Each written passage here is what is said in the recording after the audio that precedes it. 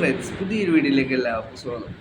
കേരള ബ്ലാസ്റ്റേഴ്സിന്റെ ISL 14 സീസണിൽ 4-ാം മത്സരത്തിൽ ബ്ലാസ്റ്റേഴ്സ് നാളെ ഇറങ്ങും. ഒഡീഷ FC-യാണ് ബ്ലാസ്റ്റേഴ്സിന്റെ ഒപ്പോണൻസ്. ബ്ലാസ്റ്റേഴ്സ് ഇതുവരെ 3 മത്സരങ്ങളിൽ ഒരു വിജയവും ഒരു തോൽവിയും ഒരു സമനിലയാണ് ഇതുവരെ നേരിട്ടത്. ഒഡീഷ FC ആവട്ടെ 2 തോൽവിയും ഒരു വിജയവുമാണ് Odisha FC നേരിട്ടിട്ടുള്ളത്.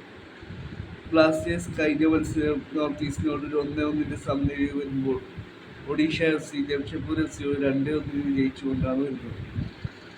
Injury updates Blasters ഐബണ്ടം doling ഏതാനും മത്സരങ്ങൾ മിസ്സാവും എന്നുള്ളത് ഇപ്പോൾ ബ്ലാസ്റ്റേഴ്സ് ഒഫീഷ്യലായി അറിയിച്ചിട്ടുണ്ട്.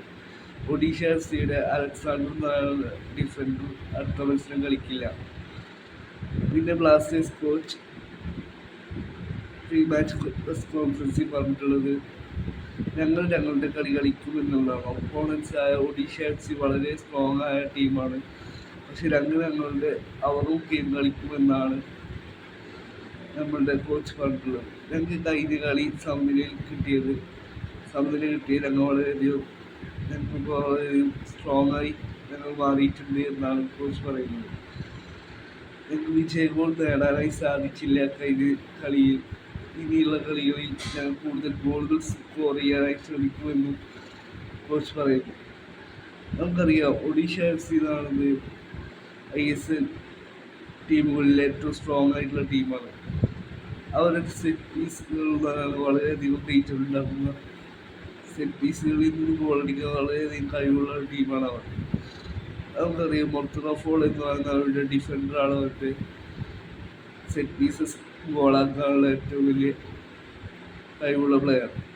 കഴിഞ്ഞ കളിയിൽ വരെ ജംഷഡ്പൂർ FC-ക്കെതിരെ ഒഡീഷ FC-ക്ക് വേണ്ടി സെറ്റ് പീസിൽ നിന്ന് ഗോൾ മുർത്തനഫോൾ കണ്ടെത്തിയിരുന്നു.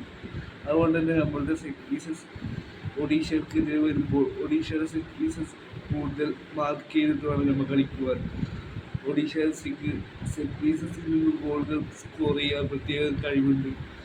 അതുകൊണ്ട് തന്നെ അതിന് കൂടുതൽ നമ്മളുടെ ഡിഫൻസ് കൂടുതൽ കെയർഫുൾ ആയിരിക്കണമെന്നാണ് എൻ്റെ അഭിപ്രായം. അടുത്ത കളിയിൽ നമ്മളുടെ കൂടുതൽ ഇന്ത്യൻ പ്ലേയേഴ്സ് സ്കോർ ചെയ്യണമെന്നാണ് ഞാൻ പറയുക. ഇനി ഫുൾ ഫോറിനേഴ്സ് മാത്രം ആശ്രയിച്ചിട്ട് കാര്യമില്ല. നമ്മൾ ഇന്ത്യൻ പ്ലേയേഴ്സും കൂടി ഗോൾ സ്കോർ ചെയ്താൽ നമുക്ക് കുറച്ചും കൂടി സ്ട്രോങ് ആവും. കഴിഞ്ഞ കളിയിൽ തന്നെ ഐമൻക്കായാലും ഇന്ത്യൻ പ്ലേയേഴ്സ് പലർക്കായാലും കുറേ ചാൻസസ് കിട്ടിയിരുന്നു, പക്ഷെ അതൊന്നും ഫിനിഷ് ചെയ്യാനായി നമുക്ക് പറ്റിയിട്ടില്ല. വരും കളികളിൽ ഇതുവരെ ISL 3 കളികൾ ഇതുവരെ നമുക്ക് ഇന്ത്യൻ സ്കോറേഴ്സ് ഉണ്ടായിട്ടില്ല. വരും കളികളിൽ നമുക്ക് ഇന്ത്യൻ പ്ലേയേഴ്സും കൂടി ഗോൾ സ്കോർ ചെയ്യുമെന്ന് വിചാരിക്കാം. ഏതായാലും മാച്ച് റിസൾട്ടുമായി കാണാം.